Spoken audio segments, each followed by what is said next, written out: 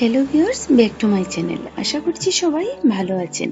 আজ আমি আপনাদের সাথে শেয়ার করব আমার ভীষণ প্রিয় বাঁশকরল দিয়ে নিরামিষ একটি রেসিপি। বাঁশকরল সম্বন্ধে যাদের অভিজ্ঞতা আছে তাদের জন্য বলছি না, যাদের অভিজ্ঞতা নেই তাদের জন্য বলছি। বাঁশকরল মূলত বাঁশের গোড়ার কচি অংশটাকে বোঝায়। আর এই বাঁশকরল সারা বছর অল্প স্বল্প পাওয়া গেলেও বর্ষাকালে বেশি পাওয়া যায়। ভিউয়ার্স, চলুন তাহলে দেখা যাক রেসিপিটি কিভাবে তৈরি করব। শুরুতেই নিয়ে নিচ্ছি দুটো বাঁশকরল। সব ধরনের বাঁশের করল কিন্তু খাওয়া যায় না, যেগুলো খাওয়া যায় তার মধ্যে মুলি বাঁশের করলটা খেতে বেশি সুস্বাদু হয়। এই করলগুলো যেমন বেশি কচি হয় তেমনি সাইজেও অনেকটা মোটা হয়। আমি এখানে দুটো মুলি বাঁশের করল নিয়েছি। এখন এই করলগুলোর উপরের বাকলগুলো পরিষ্কার করে নেব। কিছুটা বাকল আমি উপর থেকে আগেই ফেলে দিয়েছিলাম, এখন বাকিটা পরিষ্কার করে ভেতরের একদম সাদা কচি অংশটা বের করে নেব। এক একটা বাঁশকরলের উপরে কিন্তু বাকলের অনেকগুলো লেয়ার থাকে। যদিও উপরের কয়েকটা বাকল শক্ত, ফেলে দেওয়ার পর ভেতরের বাকলগুলো খুবই নরম থাকে, তাই পরিষ্কার করাটা খুব একটা কষ্টকর হয় না। আর পরিষ্কার করতে করতে একসময় দেখবেন এরকম কিছুটা পশমের মতো থাকে, সেগুলো শরীরে লাগলে খুবই চুলকায়। তাই শরীরে না লাগিয়ে হাত দিয়ে খুব সাবধানে সবগুলো বাকল ফেলে বাঁশের করলটাকে পরিষ্কার করে নিতে হবে। একটা করল আমি পরিষ্কার করে নিলাম, এখন বাকিটাকেও আমি একইভাবে পরিষ্কার করে নেব, মানে উপরের বাকলগুলো ফেলে দেব।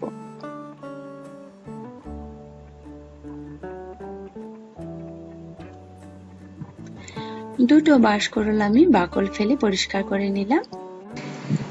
এখন একটা ছুরি দিয়ে করলের এই অংশটাকে কেটে ফেলে দিচ্ছি এবং বাহিরের এই অংশটাকেও কেটে পরিষ্কার করে নেব। বাঁশকরল যে শুধু খেতে সুস্বাদু তা কিন্তু নয়, এটি কিন্তু শরীরের জন্যও ভীষণ উপকারী। যেমন হার্ট ভালো রাখতে, রক্তের ব্যাড কোলেস্টেরল কমাতেও এটি ভীষণ সাহায্য করে। তাই ভিউয়ার্স, যারা এখনো বাঁশকরল খাননি তারা অবশ্যই খাওয়ার অভ্যাস করবেন। এই বাঁশকরলে কিন্তু আরো অনেক অনেক গুণ আছে। আমি দুটো বাঁশকরলকেই পরিষ্কার করে নিলাম, এখন আমি কেটে নিচ্ছি। প্রথমে উপরের ডগার দিকটা কেটে নিচ্ছি। দেখুন ভীষণ কচি, পুরোটা করলেই কিন্তু কচি। আমি বাঁশকরলটাকে চিকন চিকন লম্বা লম্বা করে কেটে নিচ্ছি, আপনারা আপনাদের পছন্দ মতো কেটে নেবেন। বাঁশকরল শহরাঞ্চলে যদিও সচরাচর পাওয়া যায় না, তবে গ্রামাঞ্চলে অর্থাৎ যেখানে বাঁশ ঝাড় বেশি আছে সেখানে বাঁশকরলও কিন্তু পর্যাপ্ত পরিমাণ পাওয়া যায়। তবে যেহেতু বর্ষার মৌসুমে বেশি পাওয়া যায়, তাই যারা সারা বছরের জন্য সংরক্ষণ করতে চান তারা এই বর্ষার মৌসুমে বেশি করে বাঁশকরল কেটে সিদ্ধ করে ডিপ ফ্রিজে রেখে দিতে পারেন। আর বছরে যে কোনো সময় খেতে ইচ্ছে করলে ফ্রিজ থেকে বের করে আপনারা রান্না করতে পারেন। যারা মাংস, মাছ বা শুটকির সাথে এই বাঁশকরল খেয়ে অভ্যস্ত তারা অবশ্যই একবার আমার এই নিরামিষ রেসিপিটি রান্না করে দেখবেন। আশা করছি আমিষ বুঝি নিরামিষ বুঝি সবারই এই রেসিপিটি ভালো লাগবে। আমি দুটো বাঁশকরলকেই একইভাবে কেটে যতটুকু পরিমাণ আজকে লাগবে আমার সেটুকু নিয়ে নিলাম এবং এই বাঁশকরলটাকে এখন আমি সিদ্ধ দিয়ে নেব 15 মিনিট সময়। কারণ বাঁশকরল সিদ্ধ না দিয়ে রান্না করলে খেতে কিন্তু খুবই তেতো হবে, তাই রান্না করার আগে একটু সিদ্ধ করে নিতে হবে। আমি এখন ঢাকনা দিয়ে ঢেকে 15 মিনিট সময় অপেক্ষা করব। 15 মিনিট পর ঢাকনাটা তুলে নিচ্ছি। দেখুন বাঁশকরলটা সিদ্ধ দেওয়ার পর কিন্তু জলটা একটু হলুদ হয়ে গেছে, বাঁশকরলের রংটাও একটু পাল্টে গেছে। এখন আমি জল থেকে তুলে নেব। গরম জল থেকে বাঁশকরলগুলোকে তোলার আগে একটু দেখিয়ে নিচ্ছি। দেখুন কতটা ভালো সিদ্ধ হয়েছে। তবে সিদ্ধ যতটা ভালোই হোক না কেন খেতে কিন্তু একটু কচকচে ভাব থাকবেই, এটাই কিন্তু বাঁশকরলের নিয়ম। গরম জল থেকে তুলে আমি একটু নরমাল জলে ধুয়ে নেব, এতে করে নিশ্চিত তেতো ভাবটা আর থাকবে না। গরম জল থেকে তুলে ভালো করে ধুয়ে আমি এখন চলে যাচ্ছি পরবর্তী স্টেপে। এখন আমি চুলায় একটা প্যান বসিয়ে দিয়ে দিলাম 2 টেবিল চামচ পরিমাণ সয়াবিন তেল এবং ফোড়ন হিসেবে দিচ্ছি 2টো শুকনো মরিচ। মরিচটাকে একটু ভেজে নিচ্ছি। মরিচটাকে একটু ভেজে দিয়ে দিচ্ছি আধা চা চামচ পরিমাণ জিরে। জিরে দিয়ে তারপর দিলাম আমি একটা তেজপাতা ছিঁড়ে। এখন এই 3টা উপকরণ একসাথে করে একটু ভেজে নিলাম। এই পর্যায়ে দিয়ে দিচ্ছি 2টো মাঝারি সাইজের টমেটো কেটে। আপনারা টমেটোটাকে এভাবে কেটে না দিয়ে পেস্ট করেও দিতে পারেন। টমেটো দিয়ে এই পর্যায়ে দিচ্ছি ভর্তি করে 1 চা চামচ পরিমাণ আদা বাটা। তারপর দিচ্ছি আধা চা চামচ পরিমাণ হলুদ গুঁড়ো, 1 চা চামচ পরিমাণ মরিচ গুঁড়ো। ঝালটা আপনারা আপনাদের পছন্দ মতো দিয়ে দেবেন। তারপর দিচ্ছি 1 চা চামচ জিরে গুঁড়ো, আধা চা চামচ ধনিয়া গুঁড়ো এবং স্বাদ মতো লবণ। এখন এই সব উপকরণ একসাথে মিশিয়ে নিচ্ছি।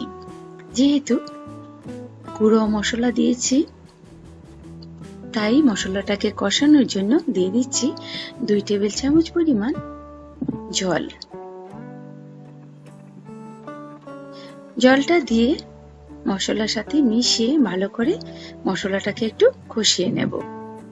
মশলা কষানোর সাথে সাথে টমেটোটাকেও একটু গলিয়ে নিতে হবে। টমেটোটা অনেকটাই গলে গেছে, মশলাটাও কষানো হয়ে গেছে। এই পর্যায়ে দিয়ে দিচ্ছি সিদ্ধ করে রাখা বাঁশকরল।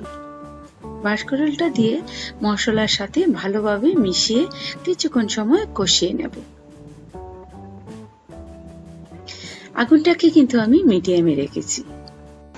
বাঁশকরলের সাথে মশলাটাকে ভালোভাবে মিশিয়ে 3 থেকে 4 মিনিট সময় কষিয়ে নেব।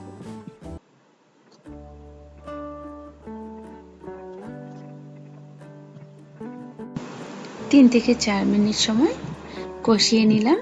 এই পর্যায়ে দিয়ে দিচ্ছি চায়ের বড় কাপে 1 কাপ পরিমাণ জল। তারপর দিচ্ছি 4টা কাঁচামরিচ। কাঁচামরিচগুলোর মুখটা একটু কেটে দিয়েছি।